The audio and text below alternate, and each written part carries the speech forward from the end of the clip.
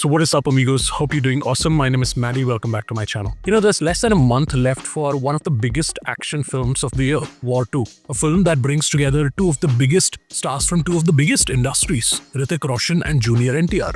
A film that's supposed to be the next big chapter in YRF's so-called spy universe. And yet, somehow, it feels like the makers are doing everything in their power to quietly bury this film even before it hits the theaters. Forget excitement at this point. People have stopped caring. And honestly, that's not the audience's fault. It's the makers who are testing our patience, taking us for granted, and disrespecting our attention.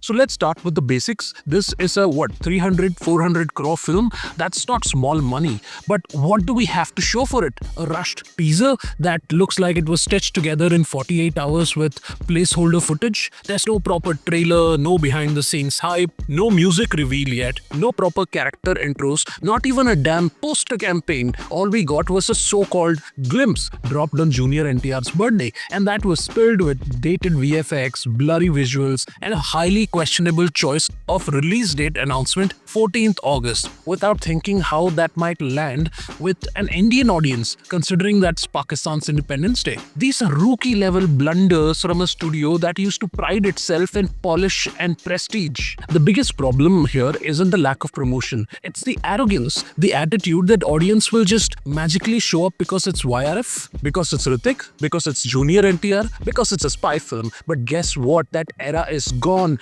Audiences today are not loyal by default. We have plenty of options, from international blockbusters to gripping OTT series. We are spoilt for choice. You can't give us just crumbs and expect us to pay 400 rupees for a ticket and blindly walk into the theaters. And let's not ignore the elephant in the room, Ayan Mukherjee. This is the same director who took Brahmastra from 2016 to 2022, 6 goddamn years, promising one vision after another, constantly delaying, constantly tweaking, constantly reworking. Yes, Brahmastra eventually released and did well commercially, but let's not forget the chaos, the confusion, and the complete lack of planning it exposed. Now the same director is helming a major installment of India's most ambitious spy franchise, and already the signs are repeating. Delays, lack of clarity, and no solid communication with the audience. Now what makes this all the more frustrating is that War 2 had everything going for it. A returning Hrithik Roshan, whose character Kabir was a crowd favorite. The addition of Junior NTR, one of the most exciting pan-India stars today.